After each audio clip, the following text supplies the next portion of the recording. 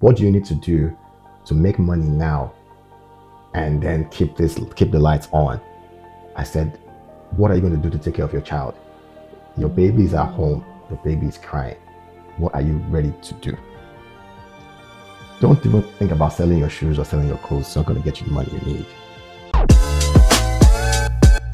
My name is Martina and this is Growth Through Challenge. Today I'm sitting with Nicholson Aleke, founder and CEO of Maplebridge Solutions in Fredericton, a Nigerian-born entrepreneur who came to Canada and built a tech company from scratch. In one of the least expected places, really. Nicholson, welcome to Growth Through Challenge. Thank you so much, Martina. And one of the least expected places might be a very interesting way to put it. Thinking about it that way, coming to Canada, I came into Canada in 2023 and finally settled in Fredericton, New Brunswick, around maybe September, thereabout. And one of the biggest things that I've actually come to experience with my journey here has actually, Canada has actually given me like a new chapter in my life to write. And I'm saying to write because right now I'm taking charge of the scripting myself. I'm scripting out what my next chapter is going to be like. The blank canvas, I'm painting it myself. I'm not just being allowed to, or should I say, I'm not allowing the generality of things to just rally me along. I'm trying to take a step outside and to do what I believe that it's really in my heart to do. Okay, wow, I love that. But you had a great career in Nigeria as well. Yeah. So what made you leave that all behind and start that new canvas? Yeah, well, family actually. I was feeling too separated from my family. My family was here while I was in Nigeria, and I don't want my kids growing up without me. Yes. They come first. They're a priority for me. And it so happened at the time when I was beginning to peak in my career in Nigeria. A bit background of the things I did then was my portfolio in the company I worked with then was cutting across West Africa. It was going outside Nigeria itself. I was involved in some major projects that was changing lives. I worked for a tech company that's, in my opinion, is the biggest tech company in Africa, where it's the only tech company that has a product that rivals MasterCard and Visa. And the portfolio I had to manage that was given to me, gave me the opportunity because I learned a lot from that company.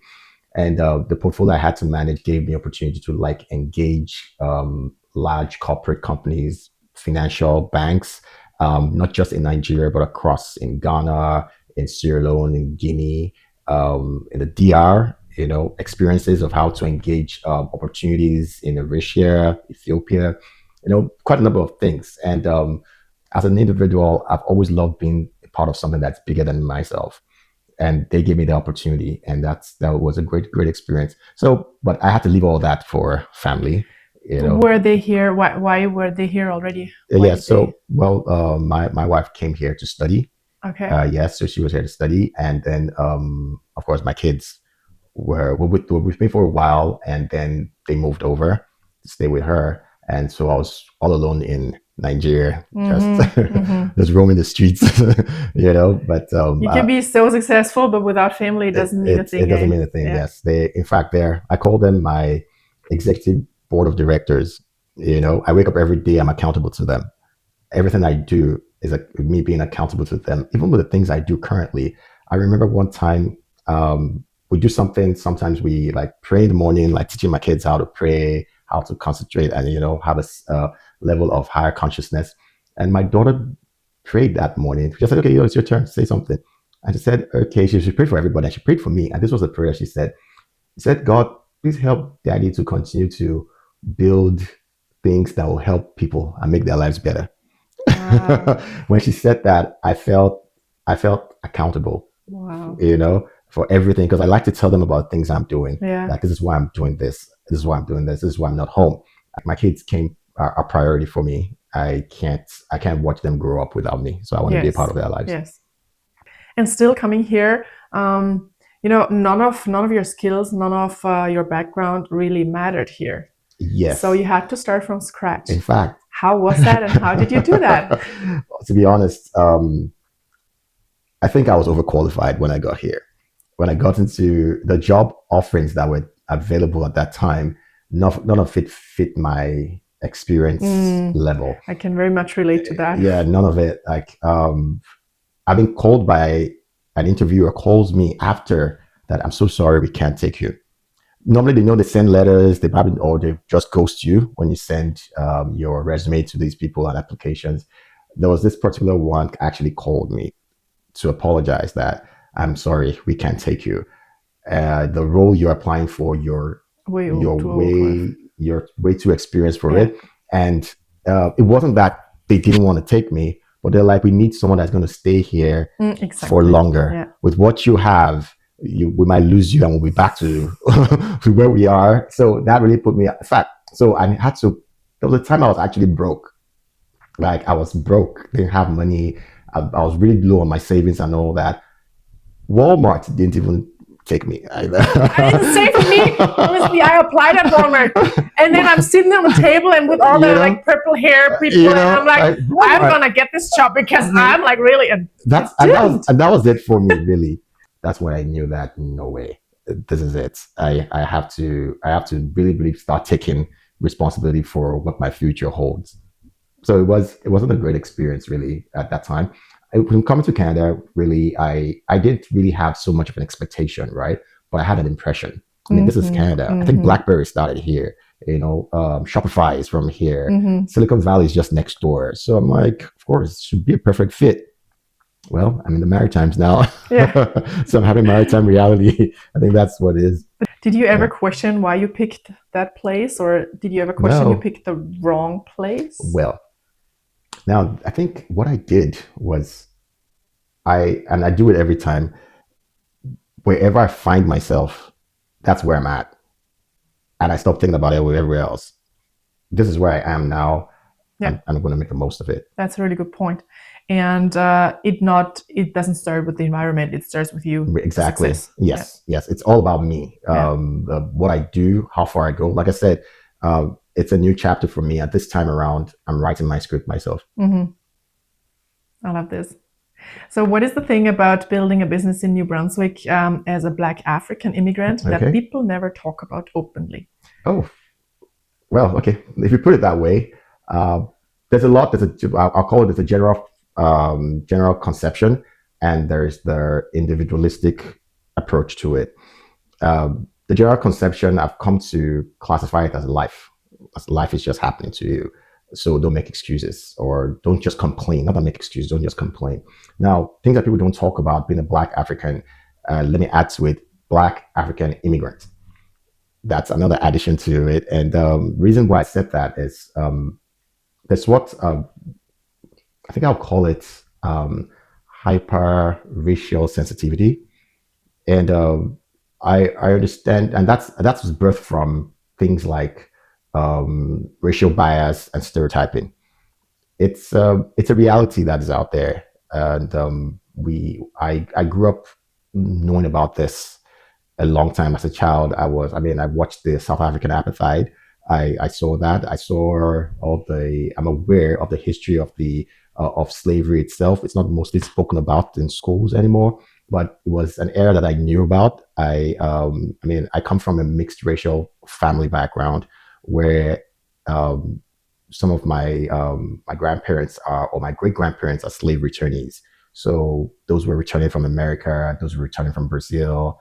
That's why I have the name Nicholson. Actually, I believe that's where it's named after my grandfather, who is also a child of a slave returnee from the U.S. And he's Nicholson Jones, and my mother is a Jones. So they came back and found their way back to Nigeria.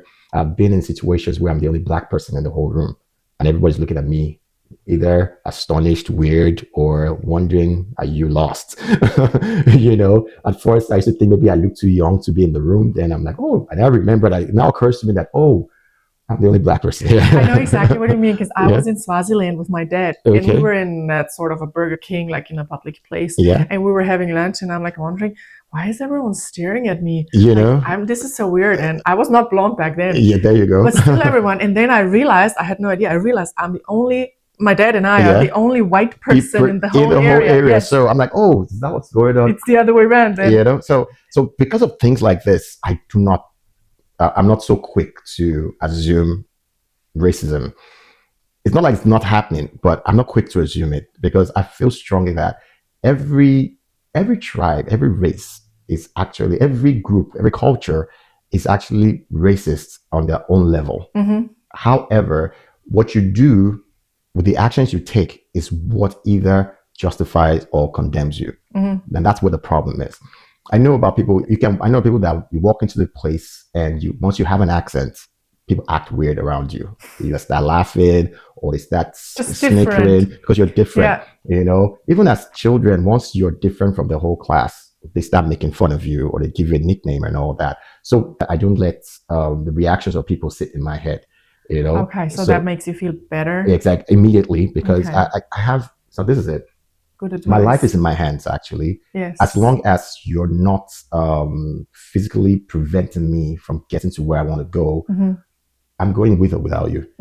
I'm moving. That's the way I'm going. I've heard people talk about gatekeeping, which is another thing that's going on here in that happens here in New Brunswick or Canada. Well, gatekeeping is possible. People will definitely gatekeep if they don't know you.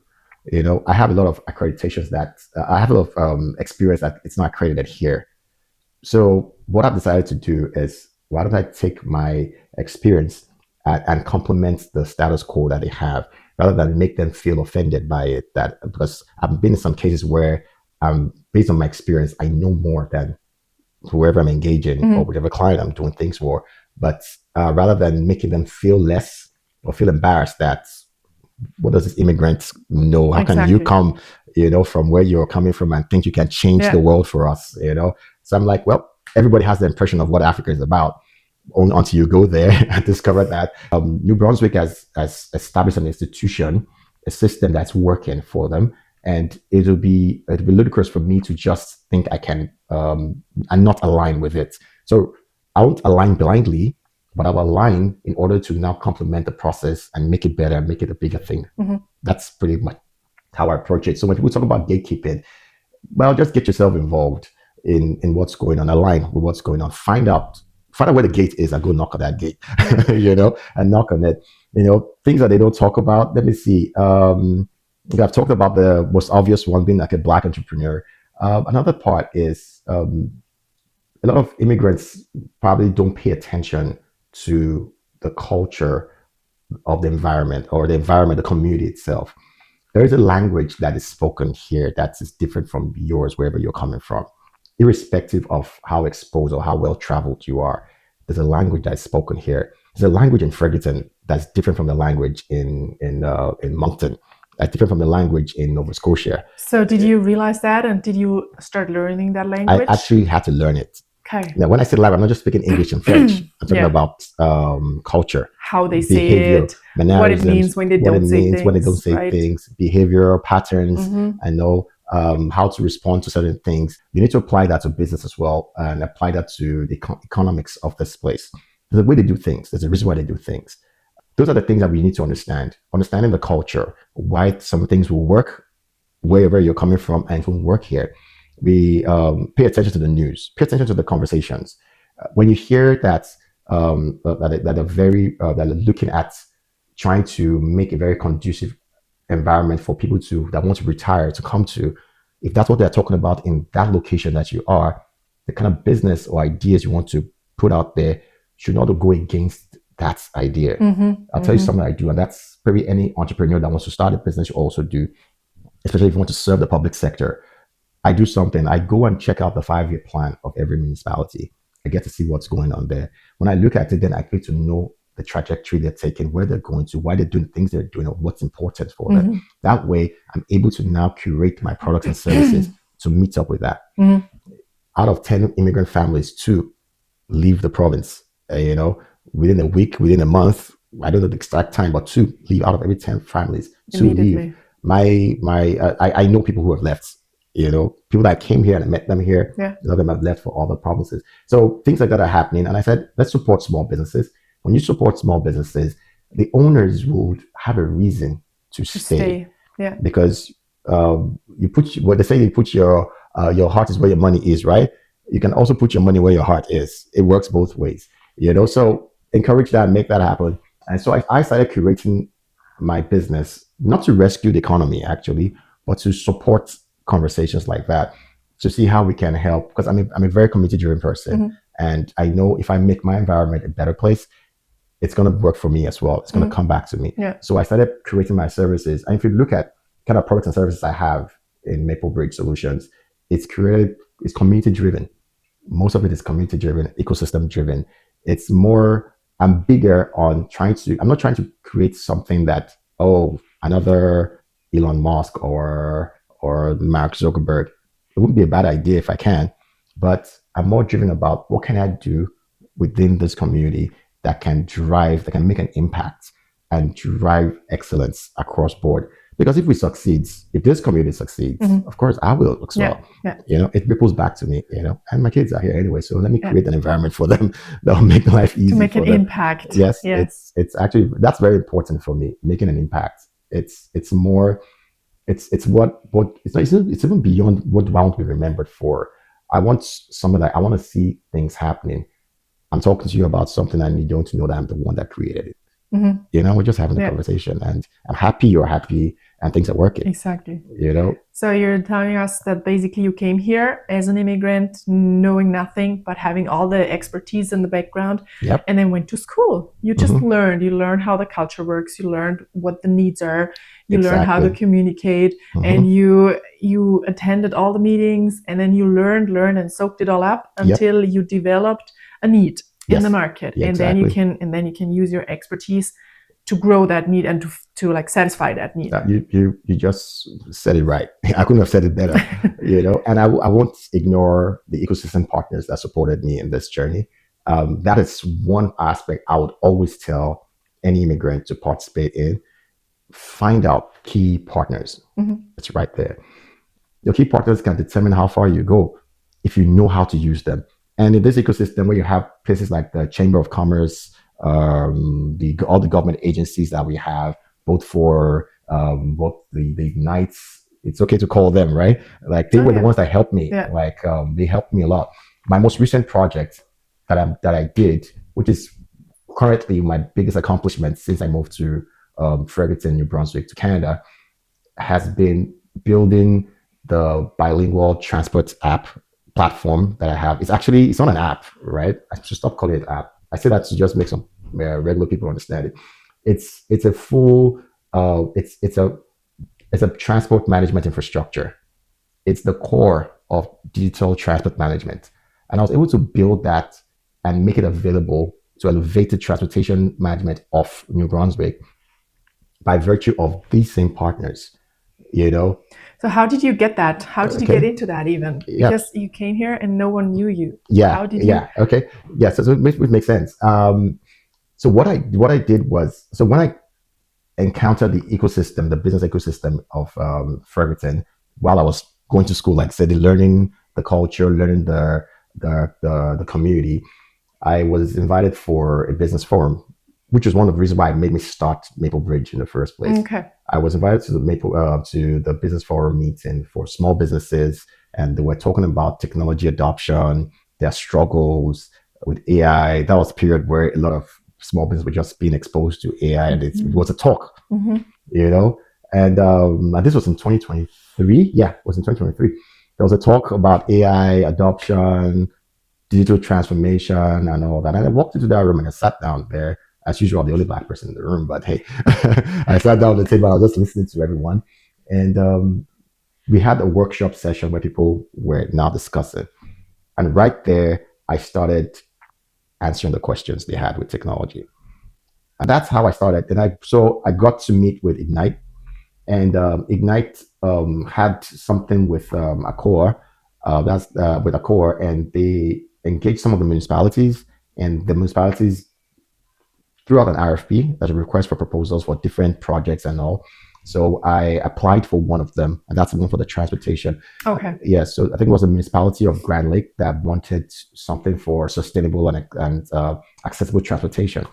From everyone's understanding of that RFP, probably what they just wanted was just a working template. But I looked at it beyond, because while I was doing my research, I realized that it was beyond just them. There are some places in New Brunswick that did not have accessible transportation. Mm-hmm. Recently, the mayor asked me, the recent mayor asked me that why did I do this project the way I did it? Because what I did for Grand Lake was beyond what anybody would expect. I'm very proud to tell you that I was able to develop a product that can rival any transportation infrastructure software in the world right now. Wow. And I'm not just saying it because I'm trying to, blow my own horn. I've given this same thing to people to check. Everyone that has seen it can attest to it, that this actually, they look at me and like, are you sure you built this? So what we did was high level. Okay. Because we were. Wow, that is fantastic. Did you build that by yourself, or I have my team. Okay. Yeah. Where's your team from? So Maplebridge is not just me. So Maplebridge built that. Yes. Yeah. Okay. I have my developers here in Fredericton, Nova Scotia, Ontario. Remember, I said I moved from Nigeria here, right? Mm-hmm. My developers moved as well. Though some of them worked with me in Nigeria back then. Okay. And we did some great work in Nigeria together. So I think I can say that I'm one of those. You know, when you watch the movies, when the war general just steps out and says, "I need my team," and all of a sudden the A team starts showing up from the nooks and crannies. That's how it happened. Okay. So the moment I applied for that RFP and I got it, because I heard that quite a number of people applied for it as well, but we got it. For sure. I was very excited that I got it, and when I called that, now I need to raise my team beyond what I just had, because I just had 1 or 2 people working with me here, and I said, okay, now this is serious work. And I called my team and they all came out. Okay. From Nova Scotia, Fredericton, Ontario, they all came in. We had sessions, we had fights, we sat down, we tore our hair out, sleepless nights, went there, calls on Saturday, calls on Sunday, all night, all day we were on it. And of course, our contractors, or should I say, my contractor was actually sitting on us every month. We had to give them updates on what we were doing.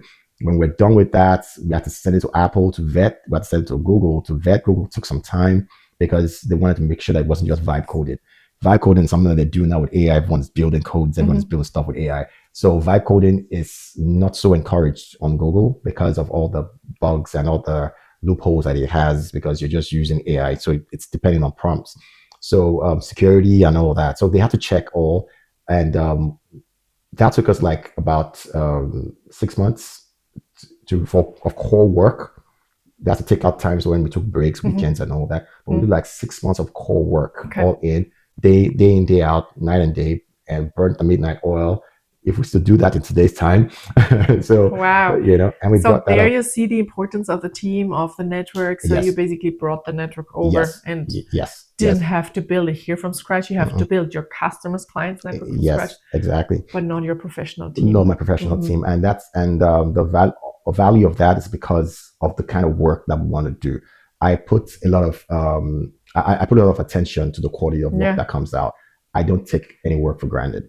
Your credentials from wherever you're coming from cannot be validated here because they don't know you. And it's not their fault. You didn't grow up here. You didn't go to school here. They only know you're from somewhere. Some of them don't even know where Nigeria is. I had to explain where Nigeria is. Also a trust issue. They don't know how to trust you. They don't know if you're just coming up with those things, or you're just making jokes, or so they need to validate what you're doing. So I try my very best to get them to validate my work. And in the validation is the expertise, is the excellence that I bring. I make sure that I deliver at excellence. I make sure everything, transparency, excellence, and on time delivery. Yeah. I don't play with those things. I don't play with them at all. This is high value. On the other side, that costs. That costs your time. That costs. And I remember you saying you were broke. So how did you do all of that? Because you had to attend all the meetings. Yes. That's everything for non-pay. Yeah. So I started doing a lot of projects when it comes to marketing, development strategy, go-to-market strategy for a couple of organizations. Partnered with the BBI. I think they were the first to give me a contract then, where I built a website for some of their members.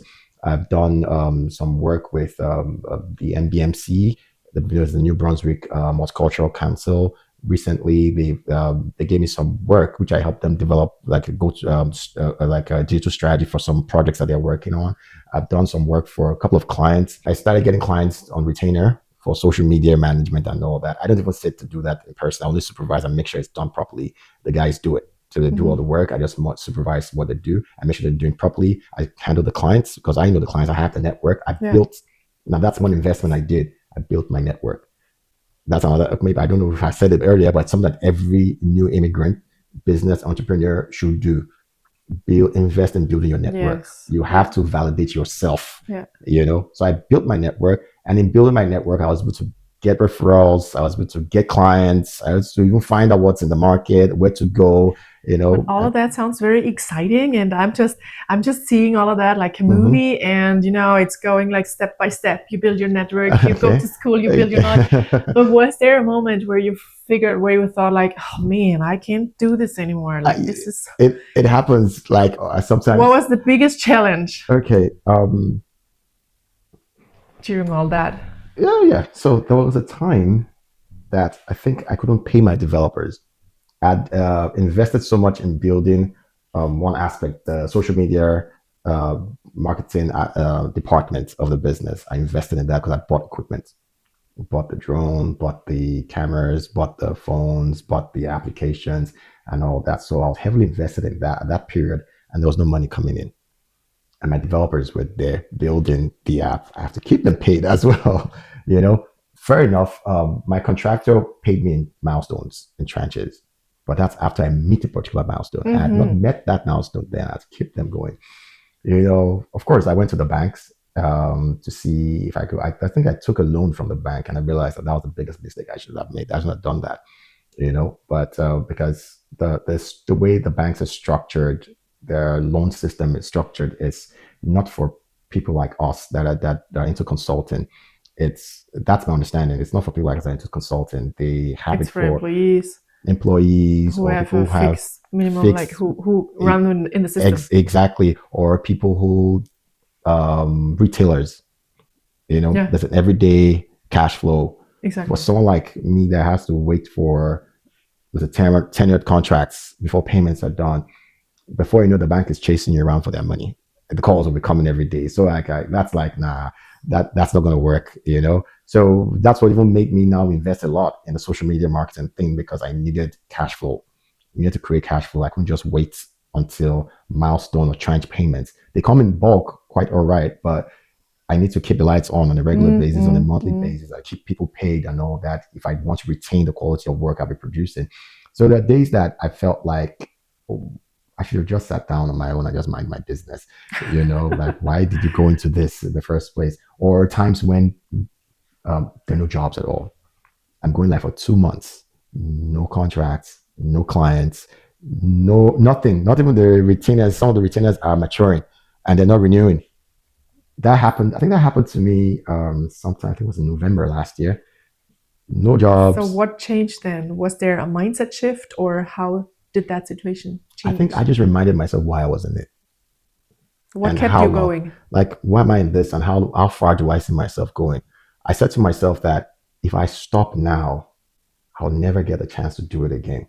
So what do you need to do to make money now and then keep the lights on? I said, what are you going to do to take care of your child? Your baby is at home. Your baby is crying. What are you ready to do? Don't even think about selling your shoes or selling your clothes. It's not going to get you the money you need. So what did I do? Think bigger. Exactly. And then I looked for available opportunities. Sometimes you need to cut out of or maybe take a short detour to get yourself back on the journey. How am I going to explain this? You're driving on the rough, or you're coming on Route 104, and then you're meeting not a road closure, but bumps in the road. I know those bumps in the road are going to ruin your tires. You know that there's a path you can take. It's going to take you off the road, but eventually it brings you back to the road. It might seem like you're veering off. It might seem it's going to add a few more minutes to your timing, but it's going to save your tires. So I love just, that metaphor. you know, It just does. Yes. just take a You detour, just need to see the detour. and Yes. see, make sure that the detour is not taking you away. Yeah. Yeah. You understand? Yeah. Make sure it's not the one that's going to take you far away and you lose track or you get lost. But take that detour, then come back. Now, what one of the detours I did was to take a contract. I took a job that did not seem like what is I'm supposed to be doing, and I took that job. And thankfully, the company knows what I'm, because it's already there. They know I own Maplebridge. They know I do all that. But they were like, "You sound like you can deliver on this job. It's different from what you're doing, but it sounds like you have the experience to deliver on it." Okay, and it was in client management, and I said, "Okay, I can handle it. I don't have to come to the office. I can work remotely and all that." And I took that job, and that was how I was able to raise money to pay my developers and keep going. And then we finished that milestone, and then the contracts started coming in again and all that. But I was willing to take, some side gigs here and there to make sure that I'm able to fund my dream itself. Okay. My dream is Maplebridge and everything Maplebridge stands for. My dream is what I'm doing with this transport infrastructure that I built. That is where I'm going to. Nothing's going to take me away from that. I'm going to keep at that, and because that's going to, it's going to be my contribution to this economy. And if that's my contribution, nothing's going to take it away from me. If I need to take a job at a city hall to carry around cameras for a week or two, I'll do it. You might say, but that's the CEO. That's so CEO. You're either a CEO of something or a CEO of nothing, right? So I'm like, I'll do it. So that's what I do. I look at myself and like, what value, what other things can I do? And thankfully, I've experienced a life that I've had to evolve. I worked in the financial industry. I worked in the tech industry, and I worked in core tech to digital tech. I've moved around to fintech. Today, I have a wealth of knowledge in all those areas. So I'm willing to take up stuff, take up jobs. When I'm broke, things I do when I'm broke, but nobody has to know. What people just want to see is that you're there. The light is on. That's what you're doing. I may not talk about it. In fact, this is probably the first time I'm talking about it anywhere, but that short detour are things I do. Those times when I felt down, that the contracts were not coming and the business was not running and I was feeling low, broke, busted and disgusted, like a friend of mine used to say back then, I always look within myself that what can I do to make the change? The solution most of the time is we always actually know the answer to our problems. We just want to accept it. And don't want to see it. Yeah, we don't accept it. You know that this is what you're supposed to do now, but are you ready to do it? Are you willing to do it? Yes. And so I just close my eyes and I just do it. And I just do what I have to do. Then, and guess what? The fear is that you're looking at, maybe you might get looked at differently. But when I look at my detours, they've actually complemented my journey. All my detours, it's my speaking engagement only showcased what I can do. Yeah. And beside getting to know the culture, getting to know the market, exactly, and building a good network, and never lose focus. Is there any other advice you would give the listener? Okay, yeah. Today? Actually, there's one thing that you always do in 1 minute. Yeah, and I'll take it from your interview with Joel. He said that he wished he knew about funding before he put in all his money into it. Yes. And I'm 100% with him on that. I wish I knew. I wish I knew, because I worked from the back forward. I put in my savings, I put in all of that. Please find out where you can get funding before you start putting your money into whatever idea you have. Find out. Go for trainings. Go for programs. They're all there. Find out. They say people gatekeep. That's where the gates are. Yeah. Go there and find out. Find out what funding is applicable for what you're doing. Don't just be looking for who's going to give me grants, who's going to give me grants. No. There might be a training. Ignite does some trainings for immigrant entrepreneurs. They do it. Go there. Ask questions. They advertise these things everywhere on Eventbrite, on their website and all that. Ask questions. Ask people around. Don't just be quiet. Stop trying to, it's that most immigrants, it's our orientation to survive as an individual. Stop trying to do that. Community is what will take you there in this environment that we are Is my 1 minute up? Yeah. Well, you already said publicly to all the other immigrants, stop waiting to be chosen, start positioning yourself. Position yourself. Go out there. Go out there. Ask questions. Ask questions. There's a saying in my tribe. I'm from the Yoruba tribe up in Nigeria, and they say, I'll say it in English. They say that anyone that asks for directions will never get lost. Okay. Yes. Say it in your language. Now you're gonna cast me, please. Okay. So I'm not very fluent in it, but I'll say Entoba Beyono Kolisono. Okay. That's short and easy though. Yeah. I hope I said it well. I hope they don't judge me. Thank you for sharing this with us. Thank you so much. Thank you so much for that, for making me say that. It's been a while I spoke my language on camera. Okay. And you won't get lost if you ask for directions. There's another one they say again that I think my grandmother used to say that a lot. That's but they say it differently in different dialects of my language, and that has to say that Omotoba now that means it's the child that raises his hands, that stretches out the hands in embrace, that will be carried. Oh, like imagine walking to a room of kids. Oh, wow. If you walk in a room of kids, they're out there. Even the kids you don't know. Yeah. Any child that offers you an embrace is the child you carry. Yeah. And that's the one you go to and you carry. So as that gives me chills. So as an immigrant, you have to open your hands. Open your hands. Yes. Open your hands to be carried. Canada will carry you. Yeah. The institution here will carry you. Forget about the race. Forget about all that drama going on. Just forget about it for once in your life. I'm talking to the immigrants now. For once, forget about it. People are judged for so many things. That open your hands. Yes, I'm Nicholson. I don't speak French. I speak only English, and I'm from Nigeria. And I'm here. This is me. I'm open. I love this. Yes. And every time I do that, someone always carries me eventually. Mm-hmm. Someone does. And I'm doing that again now. All right, I'm going to start doing that too. Just be welcoming. Someone will carry you. Yeah. People can be very repulsive. People can be very, can make you feel rejected. People can actually reject you blatantly. And though Cindy Comeau said that's so good, like she works with immigrants too. Yeah. Everyone, even those who reject others, want to belong. Everyone wants to belong. Mm-hmm. We all have a sense of belonging, we all have and a sense of human. That. It's human. There's some things that you can't change until humans start seeing through the eyes of humanity. There's a lot of things you can't change. So it is not. So here's my response to reactions, negative reactions. If it's something I can't influence, it's something I can't change, I try to influence a change. Well, thank you so much for sharing your expertise and there's a lot I can share. Insights. Yes, there's a lot. I can talk for the whole day. You gave good value to all of us. Thank you so much. Thank you for empowering small entrepreneurs and for being here and for sharing your wisdom. Thanks you for the time. Thanks for inviting me. I appreciate this. All of my guests built something real through something hard. And that story, it belongs to you now. Take it, use it, grow through it. If this conversation moved you, share it with one person who needs it today. And subscribe, because the next story is already waiting for you.